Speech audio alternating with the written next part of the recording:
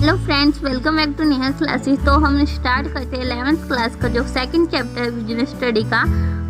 तो second chapter हमारा forms of business organisation, उसके बारे में पढ़ेंगे। ये हमारा पार्ट 1 है। तो हमने जो फर्स्ट चैप्टर है उसमें पढ़ लिया था कि जो हमारा बिजनेस है, बिजनेस का मतलब क्या है, उसके पार्ट्स क्या है और उसके लिमिटेशन क्या है, फीचर्स क्या है, उन सब के बारे में हमने डिस्कस किया था। तो जो हमारा सेकंड चैप्टर है, अब देखो हमें मतलब समझ में आ गया कि बिजनेस का मतलब क्या है। उसके बाद हम क्या करेंगे, हम पहले ही पता करेंगे कि बिजनेस होते कितने प्रकार के, वो सब पता होगा तो हम इंटरेस्ट लेंगे कि हम क्या स्टार्ट करेंगे। हम जो है पार्टनरशिप स्टार्ट करेंगे या कोई कंपनी स्टार्ट करेंगे, तो इसके बारे में जानकारी तो होना चाहिए। तो इसी के बारे में आज की क्लास डिस्कस होगा। ये पार्ट 1 है। तो जो हमारा बिजनेस ऑर्गेनाइजेशन है, इसमें 5 प्रकार की होती है हमारी बिजनेस। तो पहला है सोल प्रोप्राइटरशिप, सेकंड है पार्टनरशिप, और थर्ड है जॉइंट हिंदू फैमिली, फोर्थ है जॉइंट स्टॉक कंपनी, फिफ्थ है हमारा कोऑपरेशन सोसाइटी। तो हमारा जो फर्स्ट है सोल प्रोप्राइटरशिप, तो इसका मतलब क्या है। सोल का मतलब है सिंगल और प्रोप्राइटरशिप का मतलब है ओनर, ठीक है। तो a business own manage and control by a single owner. एक आदमी जब अपने बिजनेस को खुद ही मैनेज करता है, खुद ही कंट्रोल करता है, तो उसे सोल प्रोप्राइटरशिप कहते हैं।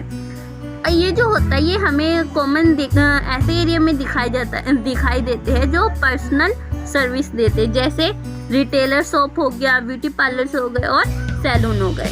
जो इनके फीचर्स है, फॉर्मेशन एंड क्लोजर, कब स्टार्ट होते हैं और कब बंद हो जाते हैं। तो ये जो होता है एक नो सेपरेट लीगल एंटिटी होता है विच गवर्नेंस सोल प्रोप्राइटरशिप। ये जब इसकी जो स्टार्टिंग हम किसी भी टाइम कर सकते हैं जब हमारे पास रिसोर्सेस हो, और इसका जो एंड है हम क्लोजर भी कभी भी कर सकते हैं। और लाइबिलिटी जो होती है इसकी अनलिमिटेड लाइबिलिटीज होती हैं, क्योंकि ये अकेला बिजनेस को स्टार्ट करता है और चलाता है। तो इसकी जो कभी ऐसी जब मान लो किसी बाहर से इसने ये जो पैसे लिए थे, अब उसके पेमेंट करने के लिए अगर इसके पास जो बिजनेस की जो एसेट्स है वो ख़त्म हो जाते हैं, तो उसकी जो पर्सनल एसेट्स है उसका भी पेमेंट करने में यूज़ किया जाता है। तो इसकी जो लाइबिलिटीज़ होती हैं ये अनलिमिटेड लाइबिलिटीज़ होती है।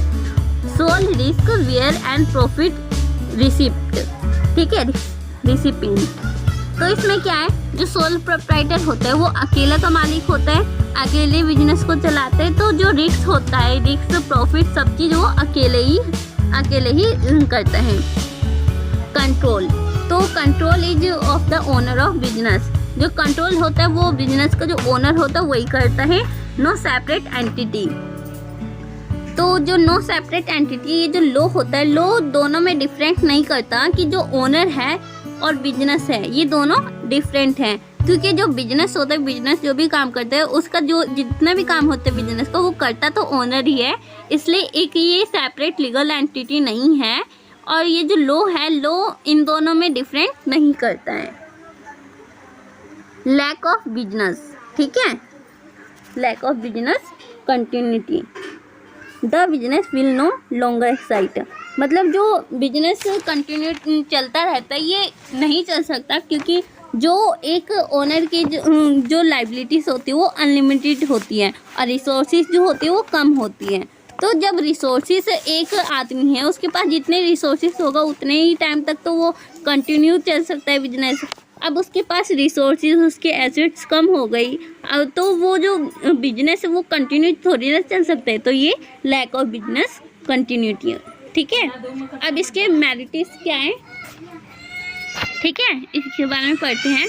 तो ये जो होता है ये क्विक डिसीजन मेकिंग होता है, ये जल्दी डिसीजन ले लेता है क्योंकि ये एक सोल प्रोप्राइटर होते हैं। There is single owner, so he or she don't need to consult to other, ये किसी से भी बात करने की इसको ज़रूरत नहीं होती, ये खुद अपना डिसीजन लेकर किसी की भी कोई सी भी समस्या उसमें क्विक डिसीजन ले सकता है। कॉन्फिडेंटली होता है, किसी भी काम के लिए, क्योंकि इसको दूसरे जो पर्सन होते हैं उससे पूछने की ज़रूरत नहीं होती है, ये खुद के मालिक होते हैं और खुद का डिसीजन लेते हैं और ये कॉन्फिडेंट के साथ डिसीजन लेते हैं।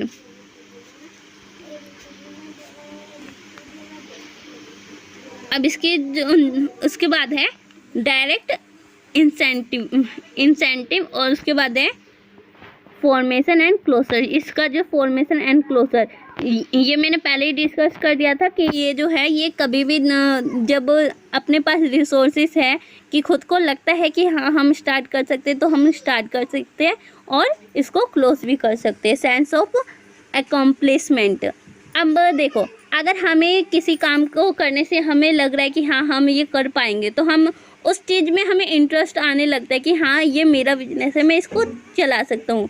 अब मान लो किसी और के बिजनेस में हम वर्क कर रहे हैं तो उसका जो ओनर होता है, ओनर का लोड होता है कि वो मुझसे काम करवा रहा है। हमारे पे प्रेशर होता है कि अगर मैं काम नहीं करूँगा तो वो मुझे पैसे भी नहीं देंगे, सैलरी भी नहीं देंगे।